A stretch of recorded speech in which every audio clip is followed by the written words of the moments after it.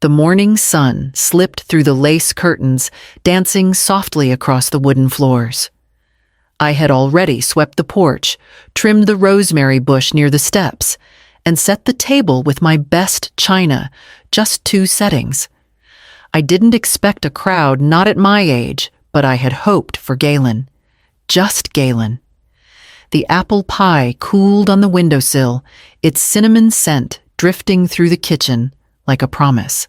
Oren used to say, "No one could resist the smell of my baking, especially on birthdays." He'd hum a little sea shanty while slicing into the crust, always taking the corner piece with the darkest glaze. That memory clung to me more tightly than I expected this year. By noon, the tea had gone cold. By 2, I'd reheated it twice. Around 4, my phone buzzed. A message from Malis, clipped and clean. Work came up. "We'll swing by next week." No exclamation mark. No happy birthday. Just that. I stared at the text for a long while, then turned the phone face down.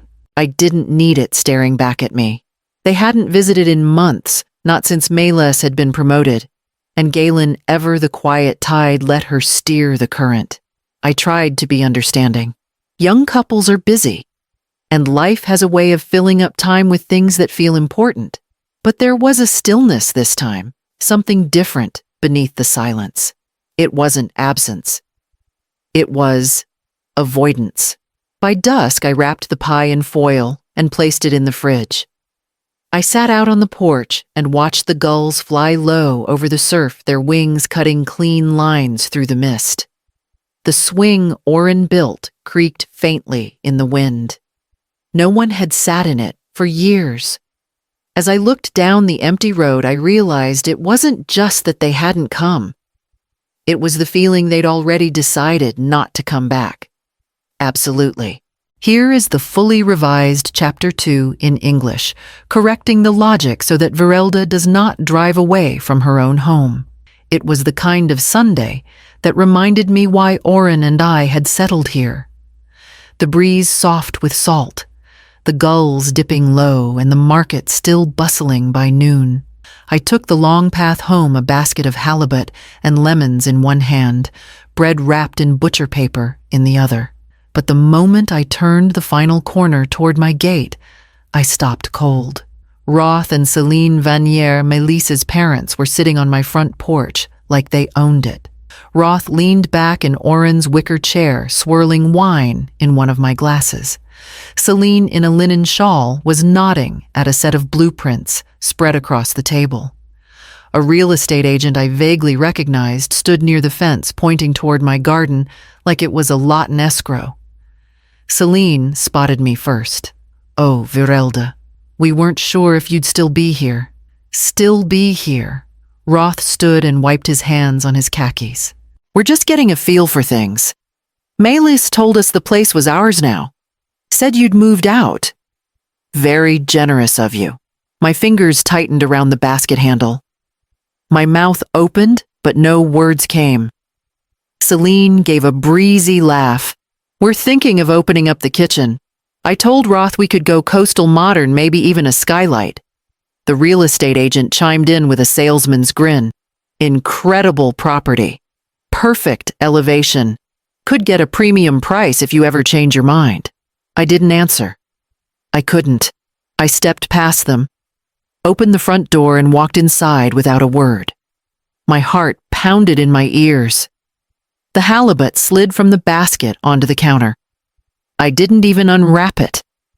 I stood in the center of my kitchen, the walls still echoing with Oren's voice, and yet they'd already erased me. I wasn't absent. I was being overwritten. I didn't sleep that night. The porch boards beneath me creaked as the wind shifted, as if Oren's footsteps were still passing by. I sat there until the moon gave way to gray light, then went inside and pulled the old cedar chest from under my bed. It still smelled faintly of tobacco and salt.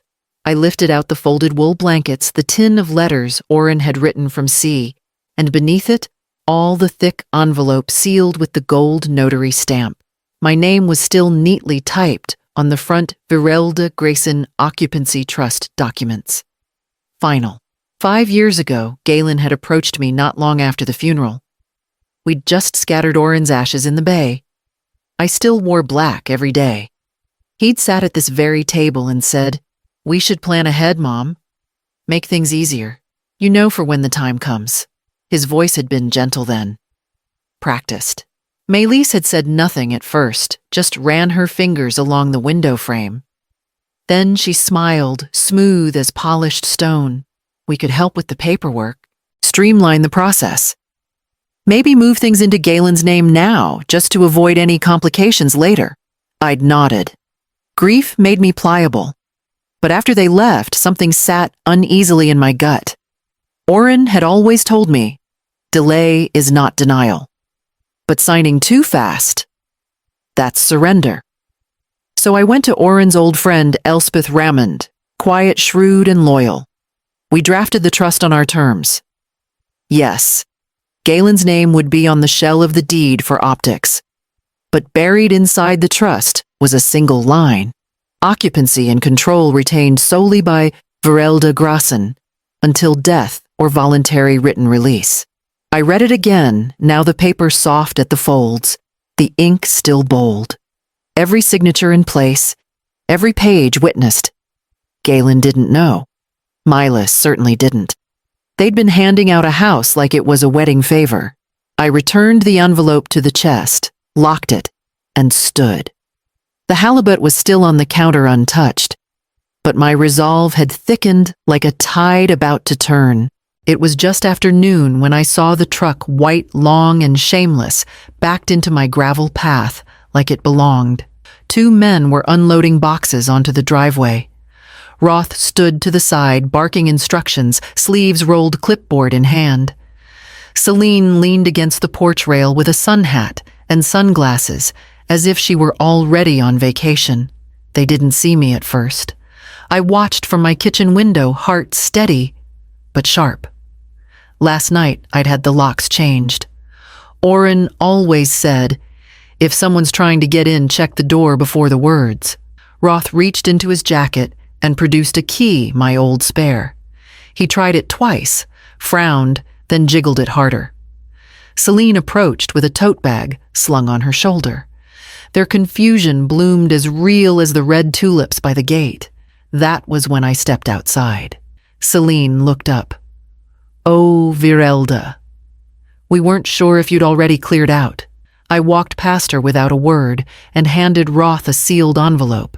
He blinked at it, then peeled it open. His lips moved silently as he read occupancy and control retained solely by Virelda Grayson until death or voluntary written release. I watched the color rise in his cheeks. Celine crossed her arms. "This is unnecessary drama," she snapped. Maylise assured us it was settled. She said you agreed to step aside. I didn't flinch. I didn't explain. I didn't owe them that. I turned, walked back inside, and closed the door. Not with a slam. Not with fury. Just a click. The kind that echoes louder than any shout. I stood by the window as they lingered a while, speaking in hushed, frustrated tones, then finally gathered their things, retreated to the truck, and drove off. The movers loaded their boxes back without meeting my gaze. The ocean hissed in the distance like it knew. I poured myself a cup of tea and sat at the table Oren built, listening to the slow settling of the house. But I knew this wasn't over. Not with Maylise. Not yet. It was almost dark when I heard the gravel crunch again. Not the movers this time, just one car. Galen stepped out alone, his jacket wrinkled, the collar half turned. He didn't knock. He never did not when he was young. I opened the door before he reached it. He offered a small nod. "Hey, Mom." I gestured him in. "Chamomile." He nodded again, but didn't sit until I did. We were quiet for a while. I poured the tea, my hand steady, despite the tightness I felt under my ribs. He stared at the cup, not drinking. Maylise thought it was time, he said, finally. For consolidation. Her parents are retiring. They need the coast air. It made sense. You'd still have the guest room. I blinked. The guest room, I repeated. He winced just slightly. It's not like that. It's exactly like that. He looked away. I stood and walked to the mantel, picked up the frame I'd placed there that morning. Oren's old compass photo next to a neatly folded sheet inside the same frame. I handed it to Galen. He read the first few lines, then the signature. His face didn't change, but his grip on the frame tightened. "You put that in?" he asked quietly. "Yes." He sat back slowly. "You never told me." "No," I said, "because I knew you'd never read the trust if Malus handled it. You just wanted it done." He didn't deny it. "I protected what we built," I added. "Not out of spite, out of memory." Galen rubbed a thumb along the edge of the glass. He didn't argue. He didn't apologize. He didn't even meet my eyes. He placed the frame back on the table, stood up, and said, "I'll talk to her." I nodded once. He paused near the door, one hand on the knob, and I watched him hesitate, but say nothing, before slipping out into the night. The tea had gone cold untouched on both sides of the table. I drank mine anyway. Bitter, but grounding. Something told me it wasn't Malus who'd be angriest. I couldn't sleep, not even after Galen's car disappeared into the dark. I wrapped myself in Oren's old wool cardigan and walked down the path to the shore. The wind had picked up just enough to stir the dunes and lift the corners of memory that had settled with time. The swing Oren hung decades ago still swayed gently from the old cedar branch, creaking in rhythm with the tide. He used ropes strong enough to tether a boat. Said if it could hold a storm, it could hold a child. And it did. Year after year, summer after summer, Galen had once launched himself from that swing into the sand with fearless joy. We built this house with our own hands. Every beam, every nail. Oren insisted we do it together. If we raise the walls, he said, we raise a life between them. He was never one for big words, but he believed in the weight of work. We hammered through coastal storms, sand in our teeth, sea wind in our ears. And when it was finished, we danced barefoot on the deck to no music but the ocean. That was legacy, not inheritance. Malus came once in the early years of her marriage. She walked through the kitchen with a look I couldn't quite place. Later, I recognized it disdain cloaked in politeness. She called it charming in a haunted cottage sort of way, then laughed as if expecting me to laugh with her. When the salt air curled her hair, she scowled and said we needed air purifiers. Oren and I exchanged a glance and said nothing. And now she offers the place to her parents, like a party favor, as if it were hers to give, as if its history were a blemish, not a foundation. I dug my toes into the cold sand and watched the moon catch silver in the water. The house had stood through gale winds, rot even grief. Maybe now it needed to stand against something else entirely. They came back 2 days later, dressed for confrontation. Roth wore a blazer despite the warmth, and Celine had her lips pursed like she was sucking lemons. Roth held a cream-colored envelope in one hand, raised it as if it were divine scripture. "Official notice," he said. Galen confirmed he gave us verbal permission. That constitutes consent under Oregon tenancy understanding. We expect access within 48 hours. I didn't even blink. I took the letter, glanced over the print, and placed it quietly on the counter. "Is that all I asked?" Roth stiffened. "It's more than enough." I nodded once, then picked up my phone and forwarded a scanned copy of the letter to Elspeth. "She'll be in touch." Celine scoffed, arms folded. "You're blowing this out of proportion. It's not like you're using the whole house anyway. We could coexist." "I'm not interested in coexistence with people who assume they can take what isn't theirs." Before she could answer, another car pulled up. My lease. She slammed the door and walked straight in, uninvited. Her eyes found the envelope on the counter, then moved to me. "You're just being stubborn." I didn't answer. She stepped forward. It's not like you'll live there forever. I walked slowly to the mantel and gestured toward the framed document beside Oren's photo. I live here now, I said. That's all that matters. Melis stared at the frame, then at me, as if daring me to explain further. I didn't. She wouldn't have listened anyway. Her silence cracked before her voice did. But when it came, it was just one word. Flat, quiet, final. Fine. She turned and walked out. Roth called after her, confused, but she didn't respond. Celine followed, muttering something under her breath. I didn't watch them go. I stood by the fire, my hand resting on Oren's photo. The swing outside creaked, once then stilled. The ocean rolled on beyond the dunes, indifferent and ancient. They'd tried letters, threats, and voices raised. Now they would try silence. The invitation came by text, short, careful, almost rehearsed. Lunch. Just us. The dockside place. I stared at it for a moment, then typed back, "Fine." I didn't ask what he wanted. We both knew. The grill was busier than I expected for a weekday, the air thick with salt and char. Galen was already seated when I arrived, tapping his fingers against the wood table. He smiled when he saw me, a strained version of the boy I remembered, more habit than warmth. We ordered oysters. I took iced tea. He asked for lemonade, then changed it to the same as mine. He didn't speak until the food arrived. "I've been thinking," he said, not looking at me. "Maybe we can work something out. A compromise." I set my fork down. "You mean surrender?" His head snapped up. "No, I just mean, they didn't expect it to get this complicated. Maybe we overstepped, but you handed them a house I still live in, Galen. That's not a misstep. That's a decision." He winced. "They said you embarrassed them, that you made it feel like a setup. And what do you say, Galen?" He opened his mouth, then closed it.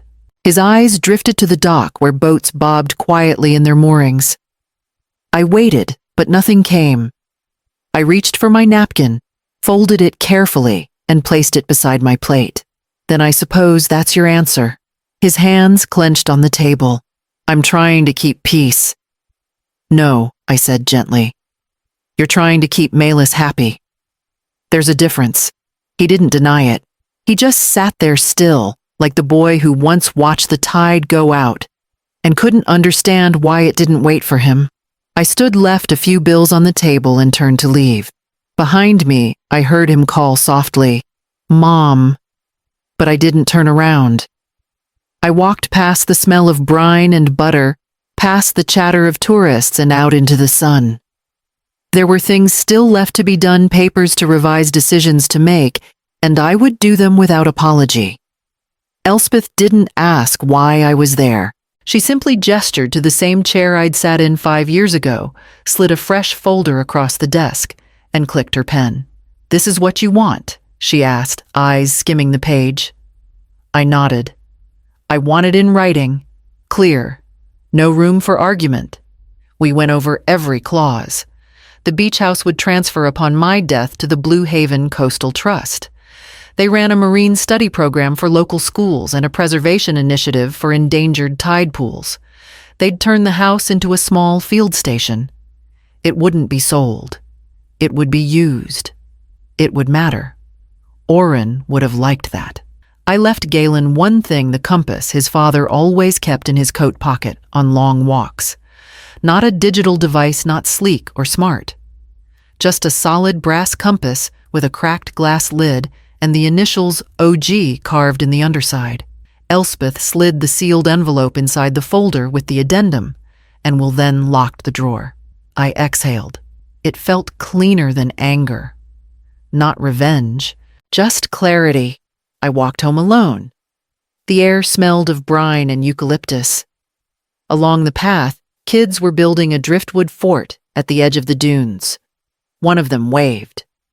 I waved back. At home, I pulled the compass box from my dresser and opened it one last time. The needle still pointed true. I tucked in a handwritten note on crisp cream paper. Some directions must be earned, not assumed. Then I wrapped it in linen tied it gently, and placed it in the center of the table. I didn't know when Galen would come for it, or if he ever would, but it would be there, waiting. The ocean outside my window moved with its usual rhythm, unconcerned with paperwork or inheritance. I opened the back door, stepped onto the porch, and let the wind catch my sleeves. Some legacies are loud. Others drift in quietly, like tide foam, and refuse to be moved. It's been a month, long enough for the silence to feel intentional. No calls, no texts, no unexpected knocks on the door. I don't miss them. One morning, on a quiet walk through town, I see it, a for sale sign, planted firmly in Roth and Celine's front yard, their manicured hedge trimmed tighter than usual. The online listing appears the next day. Elegant suburban home with potential. Ravenholt is no longer part of their plan. Good. The salt air has shifted softer somehow, or maybe I've just begun to breathe more deeply again. At the college, I post a flyer for a community beach cleanup. I don't expect much. But by Saturday, 15 students show up with gloves and laughter, dragging bags behind them and pointing out crabs and odd bits of coral. One girl finds a twisted bit of metal under the dune path. She holds it up. This was part of a boat, one, she says with a smile. Anchors something, maybe. I take it from her hand and brush the sand away. Everything anchors something, I say, and she nods, not needing further explanation. Later, we sit in a circle and eat sandwiches under the sun.